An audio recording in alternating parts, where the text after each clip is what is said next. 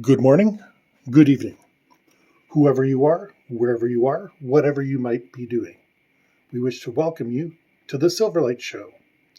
The Silverlight shines to illuminate that which lies hidden in darkness. For those of you tuning in today, we welcome you in.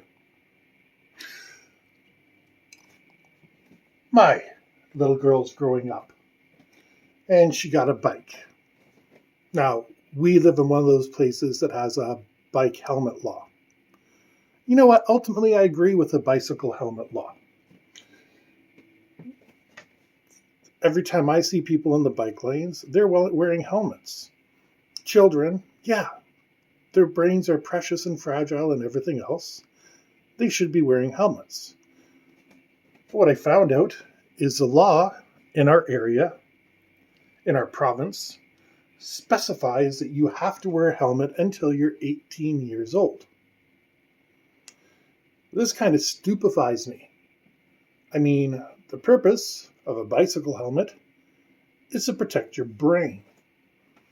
And, with all the revelations of concussion syndrome and everything else they're going through in sports at the moment, and everybody who's ridden a bike has crashed it at some point. We've all gone over the handlebars, we've skidded out, we've done all sorts of crazy stuff, intentionally or unintentionally. Best case scenario, you walk away, skin knee, something like that. But worst case can be pretty harsh. Bicycles can get up to a pretty decent speed. So when I found out that past the age of 18, you don't have to wear a helmet, I was gobsmacked. First of all, in my experience, I live near some very beautiful bike trails. I have a bike. I have a helmet. I never see anybody on these bike trails without a helmet. Aside from a couple kids and, 5 years old, my parent isn't watching them, okay, stuff is happening, I don't like it, but not my kid, not my problem. But as an adult, I can tell you, my brain is equally as important as my child's. I did some research and looked into the people that were fighting this, saying they don't have to wear helmets. These are not habitual bikers. Habitual bikers are like my cousin, who is somewhat famous in biking circles because he's done all the races, he's been around the world, he's been on every trail. He's always worn a helmet. And even with a helmet, he's managed to rip part of his ear off. He's had all sorts of crazy accidents. So it's interesting that a law to your benefit would be so hostilely received, is how I'm going to put it. That's for a helmet. Simple thing, personal protection, and logical. And then I remembered the past 2 years. What was mandated that people were so hostile about? Breathing masks. You know what? I have asthma. It doesn't show up. Once in a while, spring and fall, it will show up a little bit. But I had no problem with wearing a mask. Because again, I'm protecting myself. I don't really like to be out in public anyways. Without a pandemic, without anything, I don't really like that. I've been to some concerts and they were great, but as I'm getting older, I don't like that crush of people.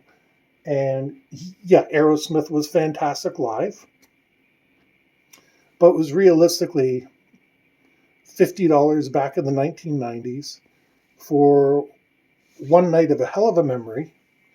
But we're in 2022. Things are different. And we have to start recognizing that. We're going to have to start recognizing that maybe those Asian people are right. And by Asian people, I used to look at them when they were wearing their masks shopping and think, they're weird.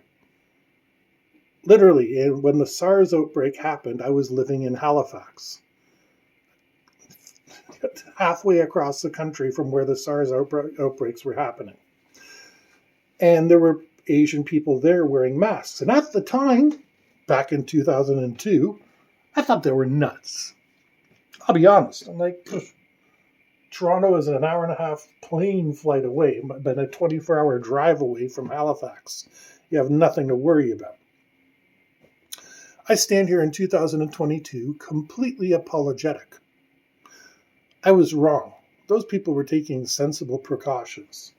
Just like wearing a helmet when you go bicycling, wearing a mask when you go out is smart.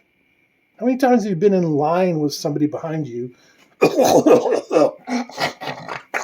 and just going on like they're about to die from whatever infection they have? It's gross. It's disgusting.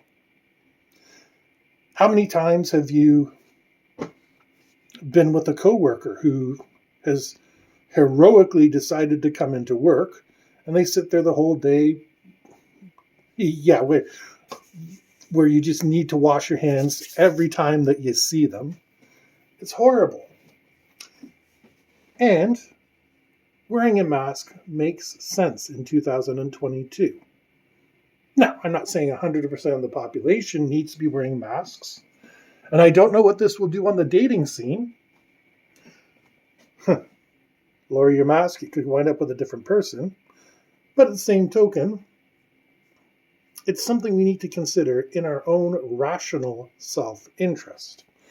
Now, there's a big difference between self-interest and rational self-interest. It's not in my self-interest to build a fence between myself and my neighbor. I have good relations with my neighbor, our kids play and stuff like that, but it's in my rational self-interest because my neighbor may decide to move. And it's better to spend the money now and have the property line demarcated while we're friendly than it is to work with a hostile neighbor that maybe will not be interested and call in every infraction they can think of. Just an example. That's the difference between self-interest and rational self-interest. It's not in my self-interest to let my next door neighbor's repair person on my property. But it's in my rational self-interest because, again, my neighbors are good people and they would return the favor for me. People lose sight of this rational self-interest and just go in self-interest. I don't like wearing a mask, just like I don't like wearing sunglasses. I don't like wearing sunscreen. I don't like wearing any of that. But I like to go swimming. So I wind up having sunglasses and goggles and face masks and all sorts of crazy things when I go swimming, because nobody would decide to go snorkeling or scuba diving without a mask and faceplate and stuff like that.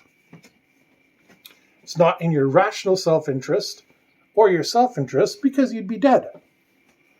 But people cannot exercise their rational self-interest. Wearing a bicycle helmet. Oh, I might get uncomfortable.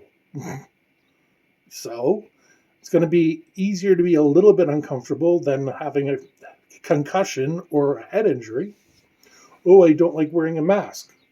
Well, it's better than getting half the diseases that are out there. And the interesting statistic, and I know this because I have a friend that works in the industry, is since people have started wearing masks, colds and flus have shot way down. These things are making a difference.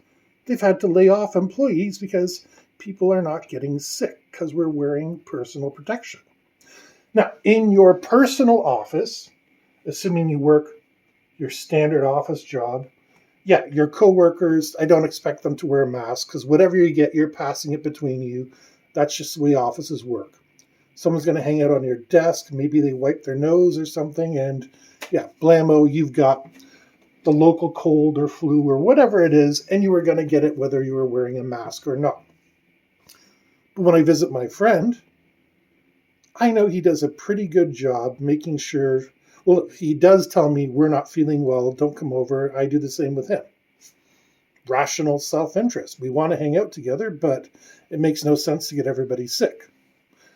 My other friend is coming down, and here's the funny story that I have with him. Haven't seen him in a couple of years because he's extremely paranoid of COVID. Whatever the opposite of an anti-vaxxer is. I don't want to say vaxxer, but yeah, whatever the opposite, polar opposite of that is, that's him. And he said, oh, maybe we should meet in a park for safety. I said, let me get this straight. You think it's safer to meet in a public place where we don't know who or what or however is walking by, as compared to my house where I can show you every certificate, every single proof of everybody visiting, how many vaccines they've had, what infections they have, etc. Which do you think is a safer environment? He said, well, I never thought of it that way. And he didn't, because our mutual friend is an anti-vaxxer. And I got no problem with the guy because I don't argue with anti-vaxxers face to face. That's why I got a YouTube channel. And yeah, that's his choice. I don't blame him for it. But that's what my friend is thinking, is he thinks he's coming over to a house where somebody might not be vaccinated. And hell, everybody except the cats are vaccinated here. But you can see how his mentality has shifted. He's so afraid that he cannot see rational self-interest. When he's offered a safe environment, he's so paranoid that he's afraid of it. And this is the mentality shift that's happened over the past couple of years. We've polarized the community into this people that don't want to protect themselves, including people that don't wear bicycle helmets, people that don't wear masks, people that don't get vaccines, versus people who do that. It's a very loud chorus on both sides. Whereas, if you acted in your rational self-interest, hey, maybe it's not in your rational self-interest because you have an allergy to the vaccines. I would accept that. Now, they're coming out with new vaccines all the time. There's that plant-based one. There's all sorts of them. I'm sure there's one that you could take, but I mean, it would be like one of the people with a peanut allergy. I wouldn't trust somebody if I had a peanut allergy because, yeah, my kid was given some snacks and she took one to school. Turns out it had peanuts in it, and her teacher happens to be highly allergic to peanuts. So nearly killed a teacher simply because I didn't read the ingredients. That's my fault. It's in my rational self-interest to read the ingredients because I don't want to explain to a kid why their teacher dropped dead. And yes, peanut allergies are real because my second daughter has them. It's my first daughter has them. My second one does not. My first is already out of the house, so that's why my second one gets to play with peanuts. There's so many people that cannot exercise that rational self-interest. And that's why when they buy into a political platform or a position, that becomes their self-interest. Now, we can all agree, well, not all of us, but a good majority of us can agree, car insurance and house insurance payments are pretty darn high. We can all agree on that. But an insurance company can say, yes, they are high, but we are spending out X amount of money. That's in their self-interest to do that. The rational self-interest is to sit down and say, are you gouging people? And there is evidence for that. In Canada, I can tell you we have what's called postal code discrimination, which insurance companies charge you more based on your postal code. And it's horrific how bad it is. I know Brampton and Richmond Hill are one of the two top billed places in the entire country. Richmond Hill, I can understand it because back when I used to go to Richmond Hill, it was a rich area and people had expensive cars and drove them like maniacs. And Brampton is just swamped with cars. So I do understand insurance companies saying there is a bigger risk for going into these places. At the same token, insurance makes a lot of money. The return on investment is actually not as good compared to other businesses, but they still turn over billions of dollars in profit. It needs to be examined in rational, self-interested manner. Many industries need this. The food industry absolutely needs it. You want to talk about profiteering? I think I've mentioned it enough times on this channel. I'm not going to go any deeper into that subject. Car industry. During the pandemic, when nobody was buying new cars, they were still running at full production. Who was buying these cars? They're all sitting on lots. So what rational self-interest did it serve? Yes, it kept people employed. That's a good thing. Keep money in the economy. But the problem is, those cars are all now sitting. There's no great big buying spree now that the pandemic is mostly gone. So what did we do? We paid a lot of money to these companies to keep production going, and now their units aren't selling, and it's self-depressing the price. Remember what I said last time, stagflation. They have to charge more for a lesser product, and we have to pay it if we want that product. It's not in our self-interest. It doesn't do anybody any good, but it's just how things are. But anyway, I'll leave you with that. We wish to thank you for joining us for this episode of the Silverlight Show. If you enjoyed it, please hit like, share, subscribe. Buy one of the books listed down in the details. That really helps the channel out. And most importantly, we hope you have a fantastic day.